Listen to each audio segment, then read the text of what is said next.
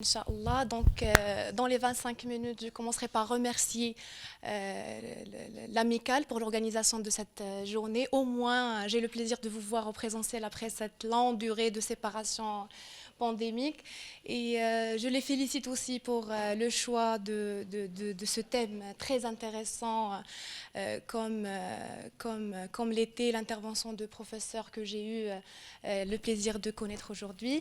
Et après toute cette histoire culinaire marocaine très riche qu'on a vue cet après-midi, il m'a été demandé de voir et d'aborder l'approche nutritionnelle chez le diabétique de type 2. Et bien sûr, le diabétique de type 2 fait une grande partie de la population générale qui vit dans cette richesse culinaire marocaine. Donc nous, autant qu'endocrinologues, diabétologues et nutritionnistes, on doit adapter bien sûr cette richesse au terrain de notre patient diabétique de type 2. Bien sûr, notre diabète de type 2, qui est une pathologie qui ne cesse d'augmenter dans l'attente des dernières données de la Fédération internationale du diabète. Et là, dans les 2045, on a presque une augmentation de 50%. Et bien sûr, ça a été très bien montré dans la littérature, l'association exponentielle entre la prise du poids, l'obésité et le risque de développer un diabète de type 2. Et bien sûr, toujours dans la littérature, il y a l'étude directe qui a bien montré qu'une approche sur la réduction du poids, sur la réduction de cette obésité, on aura bien sûr la chance d'avoir une réémission du diabète de type 2. Donc là, sur cette diapo, vous voyez qu'il y a une réémission de presque 50% au cours de la première année, après cette intervention restrictive, par rapport à quand même 4% dans le groupe contrôle. Et cette relation exponentielle, il avait une relation dose-réponse, c'est-à-dire qu'en plus qu'on perd du poids, c'est-à-dire tant que cette obésité elle est très bien gérée, on a plus de chances d'avoir la réémission de ce diabète de type 2. Et même chez le patient diabétique de type 2, il y a la fameuse amélioration immédiate de l'équilibre glycémique et même une réémission, mais vous voyez que après, le challenge pour nous, c'est de maintenir cette amélioration, que ce soit de la réduction pondérale ou de l'équilibre glycémique chez le patient diabétique de type 2. Et dans les dernières recommandations de la Société américaine du diabète, bien sûr qui a connu un bouleversement de la prise en charge médicamenteuse du diabète de type 2, moi je ne vais pas m'intéresser à ce chamboulement médicamenteux, mais plutôt sur la première ligne, puisque the first line therapy pour le patient diabétique de type 2, d'abord c'est la gestion de l'obésité qui inclut, quel que soit le stade de cette obésité, une approche nutritionnelle adaptée à ce patient. Et cette approche nutritionnelle, elle est définie comme un traitement. C'est-à-dire, pour notre patient diabétique de type 2, qu'on va recevoir en consultation, la plupart des patients, ils peuvent dire « Moi, j'ai vu aujourd'hui le médecin, il m'a donné juste un régime. » Non, monsieur, le régime, ce n'est pas juste un régime, c'est un traitement qui vise à changer, que ce soit un ou plusieurs nutriments pour faire disparaître une situation pathologique. Ça a été bel et bien clair, les objectifs de la nutrition, c'est de promouvoir et soutenir une alimentation dite saine. Et c'est-à-dire, c'est une amélioration du poids, c'est d'avoir un équilibre glycémique optimal, c'est une prise en charge des autres facteurs de risque cardiométabolique, c'est-à-dire que ce soit l'hypertension artérielle ou la dyslipidémie, bien sûr dans des objectifs individualisés, et retarder et prévenir les complications dégénératives du diabète. Donc cette alimentation saine, elle doit prendre en compte, et ça a été très bien discuté par l'intervention précédente, elle doit tenir en compte les variations individuelles, que ce soit culturelles ou socio-économiques. Donc, on ne peut pas donner une approche nutritionnelle type pour tout venant diabétique de type 2 dans notre consultation. Cette approche ne doit pas oublier de préserver le plaisir à manger chez le patient diabétique de type 2 et bien sûr, autant que praticien, on est dans l'obligation de fournir à la personne diabétique les outils pratiques pour une planification optimale de ses repas. Donc pour cette présentation, j'ai choisi de vous défiler l'intérêt des différents composants de l'approche nutritionnelle, que ce soit les macronutriments, les micronutriments ou les différents régimes alimentaires qui sont de plus en plus populaires dans la population générale et bien sûr dans notre population de patients diabétiques de type 2 et de voir cette approche nutritionnelle qu'elle aura comme effet, que ça soit sur l'équilibre glycémique, bien sûr, c'est le principal objectif de notre prise en charge, mais aussi sur la réduction du poids et bien sûr même même sur les facteurs cardio-métaboliques. Et le premier, bien sûr, les macronutriments, je veux dire par ça que ce soit les glucides, les lipides ou les protéines. Et le premier macronutriment qu'on va aborder, c'est les glucides qui bien sûr constituent une source d'énergie très importante. On en distingue les glucides non digestibles et là on va parler des fibres alimentaires ou des glucides digestibles qui peuvent être répartis soit en glucides simples, que ce soit des glucoses, fructose, galactose qui sont des monosaccharides, du saccharose, du lactose ou du maltose qui sont des disaccharides ou des glucides complexes qui dans le chef de file qui est l'amidon et qui représente un polysaccharide. Et le patient diabétique doit être éduqué sur la particularité de ce macronutriment et plus précisément les équivalences glucidiques.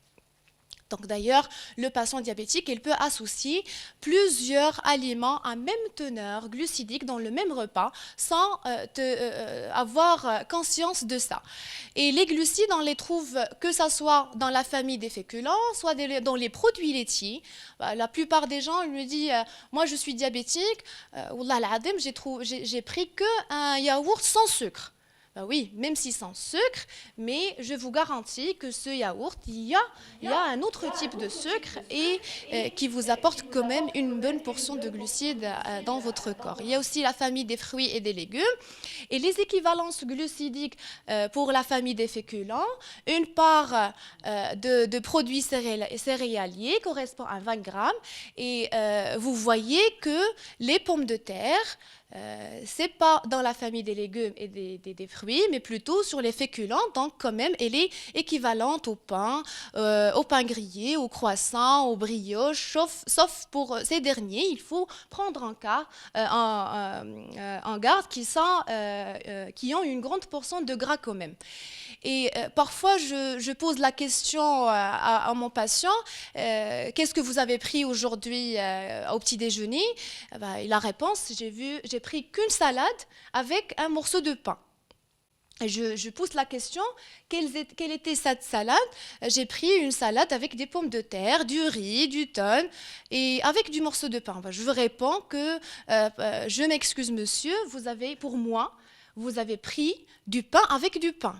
Parce que le riz, il est équivalent aux pommes de terre et bien sûr, vous avez rajouté encore un équivalent glucidique dans la même famille des féculents qui est le pain. Ces équivalences glucidiques ne sont pas juste réservées à la famille des féculents, mais aussi aux fruits et légumes. Et donc, on a un fruit moyen apporte moyennement 20 grammes de glucides. C'est-à-dire 4 abricots peuvent être équivalents à 3 clémentines, une pomme, une poire, 4 prunes et 20 cerises, puisqu'on est dans le mois des cerises, juste à côté de Sfro. Et j'ai tenu aujourd'hui de vous faire défiler la fameuse assiette à fruits marocaine que la famille marocaine ou le patient marocain, il tient à la finir avant de quitter la table. Donc il ne se tient pas à respecter de consommer un fruit moyen par repas, mais de partir sur toute l'assiette de dessert marocain. La famille des glucides a la particularité d'avoir un effet hyperglycémiant sur la glycémie postprandiale. Et cet effet hyperglycémiant, on l'appelle index glycémique. Il y a aussi la notion de charge glycémique. Elle est plus précise. Pourquoi? Parce qu'elle prend en compte la quantité de glucides d'un aliment. Et il n'y a que des chiffres qui peuvent définir l'index glycémique bas, moyen ou élevé. Et il y a plusieurs aliments qui sont défilés sur cette case. Et il existe plusieurs facteurs qui influencent l'index glycémique d'un aliment et qui sont, que ce soit le contenu en glucides, le contenu en protéines, en lipides, en fibres. On a aussi le mode de cuisson, les propriétés physiques et même l'acidité. Et les deux principaux mécanismes qui gèrent ces facteurs qui influencent l'index glycémique, c'est le ralentissement de l'absorption au niveau intestinal. C'est-à-dire plus qu'un repas, il contient des fibres, il contient des protéines, il y a un ralentissement de l'absorption au niveau intestinal et par conséquent, l'effet hyperglycémiant de cet aliment, il sera de moins en moins. Le type de cuisson, donc par exemple, je vous ai mis la photo des pâtes, donc plus qu'ils sont cuits, puisqu'ils sont absorbés rapidement. Donc l'index glycémique des pâtes trop cuites, il est plus élevé par rapport aux pâtes qui sont cuites à un temps moins que la première. Pourquoi tout ce discours sur l'index glycémique? Parce que ça a été largement démontré qu'une alimentation qui est riche en aliments à index glycémique bas permet d'améliorer l'équilibre glycémique chez le patient diabétique. Là, je vous ai fait défiler une revue de la littérature qui inclut 9 études randomisées et on voyait qu'il y avait une amélioration significative de l'équilibre glycémique chez les patients qui ont été mis sous une alimentation à index glycémique bas. Après, on va aborder les glucides qui sont non digestibles et c'est les fameux fibres alimentaires qu'on peut retrouver sur le pain complet, comme vous l'avez signalé, les fruits, les légumes. Et il est recommandé que de consommer 14 grammes de fibres pour 1000 kilocalories par jour pour un patient diabétique, sauf qu'il ne faut pas donner le message que c'est le régime alimentaire le plus optimal parce qu'une surconsommation en fibres alimentaires va prédisposer à avoir des troubles digestifs comme un ballonnement abdominal ou des patients avec des diarrhées chez un patient par exemple qui est déjà un effet secondaire d'un antidiabétique X. Et bien sûr, une alimentation riche en fibres a bien démontré son effet bénéfique sur l'équilibre glycémique chez les patients diabétiques et même sur l'amélioration des autres facteurs cardio-métaboliques, notamment le bilan lipidique et même de la mortalité globale d'un patient diabétique de type 2. Donc même sur l'Association américaine du diabète, elle a mis un site où elle fait défiler plusieurs recettes qui sont riches en fibres et ça a été bien et bien indiqué dans le consensus de la prise en charge nutritionnelle des patients diabétiques. On est plus sur le comptage glucidique pour ce macronutriment pour les patients qui sont sous insulinothérapie. Donc, peu de freins pour un patient sous insulinothérapie parce que, soi-disant, entre parenthèses, on suit l'apport glucidique d'un repas X. Donc, si on veut résumer une conduite pratique pour notre patient diabétique, donc on doit encourager une alimentation qui est riche en fibres à chaque repas ou collation. Il faut ajouter des céréales complètes au repas, sans sucre bien sûr surajouté. Il faut prendre en compte les équivalences glucidiques, que ce soit pour la famille des féculents, des fruits ou des légumes. Et bien sûr, inclure une variété de fruits et de légumes frais dans vos repas quotidiens. Le deuxième macronutriment, qui est un macronutriment très énergétique, qui sont les lipides. Et il y a plusieurs acides gras qui ont une différence structurelle, mais aussi métabolique. Donc là, les acides gras polyinsaturés, c'est des acides gras essentiels parce que malheureusement, on ne peut pas les synthétiser de façon endogène. Donc, on doit insister sur une alimentation riche en acides gras polyinsaturés, que ce soit en oméga 6, en oméga 3. Et rapidement, l'oméga 6, on peut le trouver dans l'huile de maïs, de soja, de tournesol. L'oméga 3, c'est plutôt dans les graines de lin, les poissons gras. Les acides gras monoinsaturés représentés emblématiquement par l'acide gras oléique, et c'est plutôt dans l'huile d'olive, dans l'huile de soja, de sésame, mais aussi au niveau des noix. Et dans l'alimentation à recommander chez le patient diabétique, on est moins dans la consommation des acides gras saturés qui sont présents dans les graisses d'origine animale, les beurres, les crèmes, ou pire que ça, les acides gras transformés, c'est-à-dire qui ont subi une transformation industrielle, qui est l'hydrogénation, et qui sont souvent retrouvés dans les produits industriels. Bien sûr, le représentant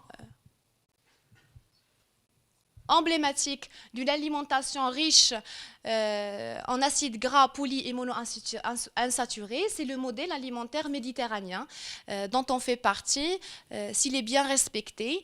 Et sur cette étude randomisée qui a été faite juste à côté, en Espagne, portant sur 7000 presque 500 patients à haut risque cardiovasculaire et qui ont été randomisés sur 3 groupes. Donc un groupe contrôle, un groupe sous régime méditerranéen avec de l'huile d'olive ou un troisième groupe sous régime méditerranéen avec des noix.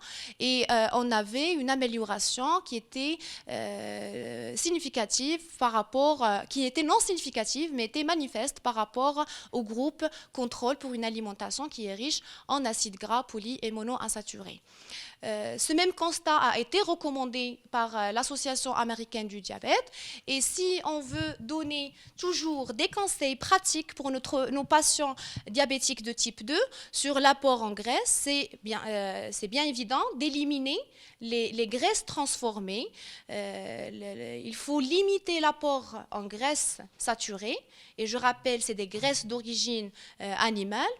Il faut bien sûr, par conséquent, limiter la consommation de viande et des autres produits laitiers qui peuvent aussi être à l'origine de ces graisses d'origine animale.